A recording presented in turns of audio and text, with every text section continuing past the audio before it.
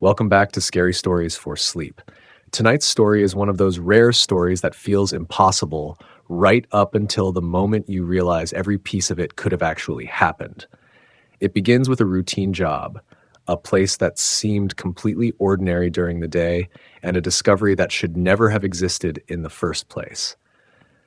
The deeper the investigation went, the stranger things became, until the people involved were left questioning everything they thought they knew about the building they worked in. So get comfortable, turn down the lights, and settle in for the night. And before we begin, if you enjoy realistic horror stories, unexplained mysteries, unsettling discoveries, and late-night narrations designed to keep you listening until the very end, make sure to subscribe to Scary Stories for Sleep. Now, let's get into tonight's story. The police eventually recovered 83 hours of security footage. Most of it was unusable. The cameras had been deliberately disabled, files were corrupted, entire sections were missing.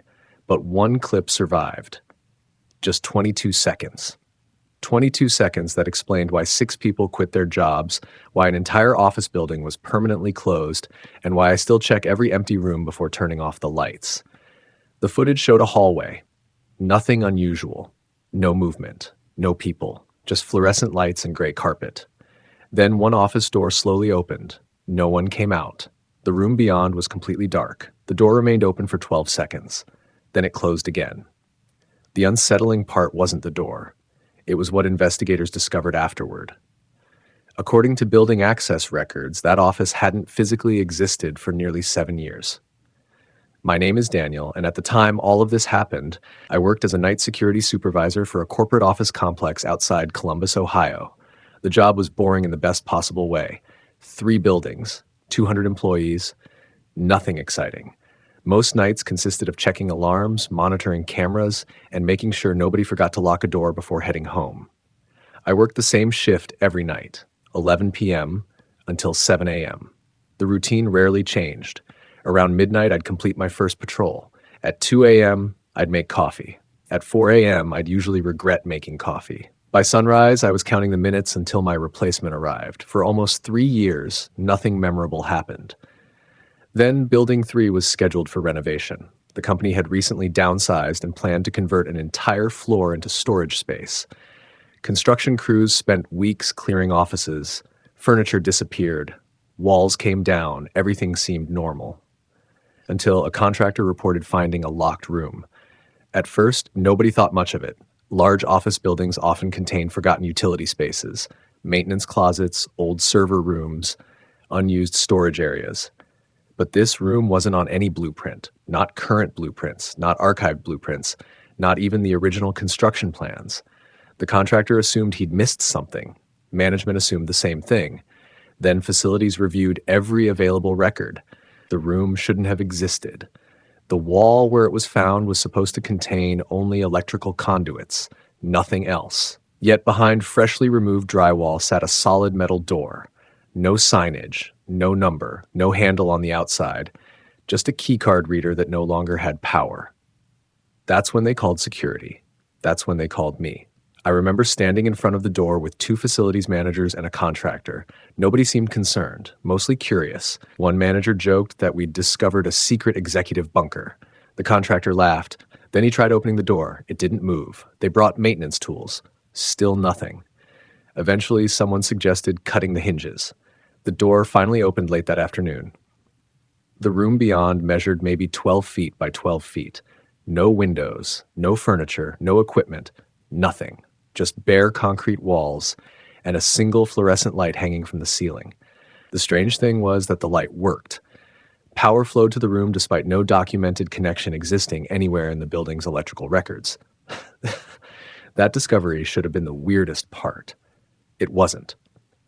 The weirdest part was the camera, mounted high in the corner, pointing directly toward the doorway, still recording. A red indicator light blinked steadily. Someone had maintained it, recently, because the dust covering everything else stopped a few inches around the camera mount, like someone had cleaned it. The facilities managers immediately requested footage. IT couldn't locate the feed. The camera wasn't connected to the company's network. It wasn't connected to any known system at all. Nobody knew where it led. That should have been enough reason to shut everything down until investigators arrived. Instead, management decided to keep operations moving, and that's when the incidents started. The first one seemed harmless. A janitor reported hearing a phone ringing inside the room. When he checked, the room was empty. No phone existed anywhere inside. The second incident happened 2 nights later. One of my guards noticed movement on a camera overlooking the renovation floor. The feed briefly showed a person entering the hallway near the hidden room. When we reviewed the footage, the person vanished before reaching the door.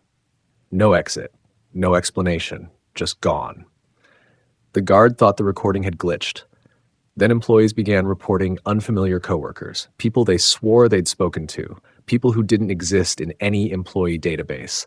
Descriptions varied, different ages, different appearances, but every report included the same detail.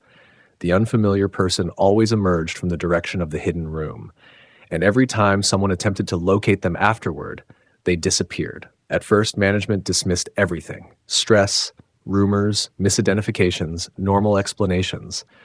Then a construction worker entered the room alone. He remained inside for less than 3 minutes. When he came out, he looked visibly shaken. He immediately requested reassignment. The company assumed he'd experienced some kind of panic attack. But before leaving, he told me something I never forgot. He said there was writing on the wall, writing that hadn't been there earlier that morning. I asked what it said. He stared at me for several seconds before answering.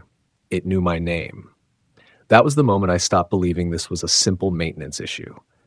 The next night, I entered the room myself. I brought a flashlight, a camera, and one of my guards named Kevin. The walls were blank. No writing, no markings, nothing unusual. We spent nearly 20 minutes examining every inch. Kevin eventually laughed. Maybe the guy was messing with everybody. I almost agreed. Then my flashlight passed over the far wall. There was something there, not paint, not scratches. Words, faint words, almost impossible to see, written directly into the concrete. We stepped closer. My stomach tightened. The writing wasn't random. It was a list. Names. Dozens of names. Some included dates, others didn't. What bothered me was that several names belonged to current employees, including Kevin, including me. We photographed everything. The next morning, management reviewed the images. The writing wasn't visible at all. Every photograph showed a blank wall. No names, no markings, nothing. Kevin thought I was joking until I showed him my own reaction video. In the footage, both of us were clearly staring at something, reading something, discussing names, but the wall itself appeared empty. Within a week, the hidden room became the center of every conversation in the building. People avoided the floor. Contractors refused to work alone.